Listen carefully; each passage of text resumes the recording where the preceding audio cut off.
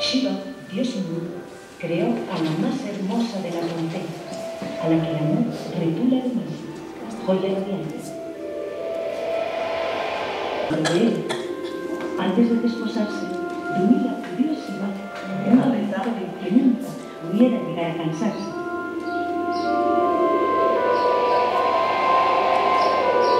Para el manjar solicitado.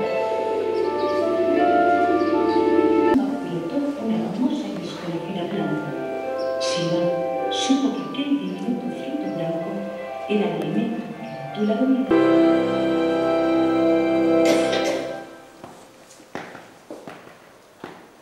Un cereal que se cultiva en medio mundo y que se consume en todo él.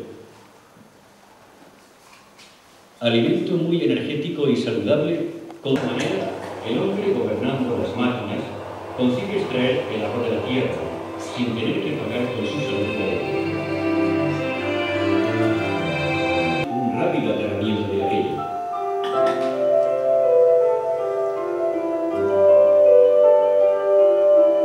Los campos son protegidos por estacas y redes elaboradas con materiales del lugar, de tal manera que actúan como filtros verdes para las aguas que los atraviesan, devolviendo a la albufera un agua rica en nutrientes y de mayor calidad que la recibida.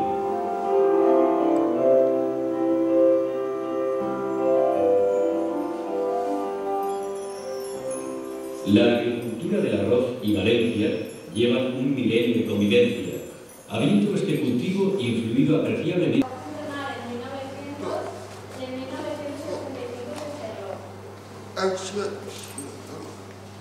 Hace unos 10 años lo compró el Ayuntamiento de Valencia y junto con la Universidad Politécnica llevaron a cabo toda la restauración y la rehabilitación, tanto del molino como toda la máquina.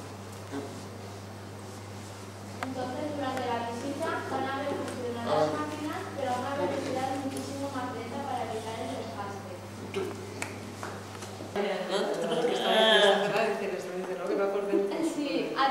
hay algunas que hay un cristal y se ve muy bien.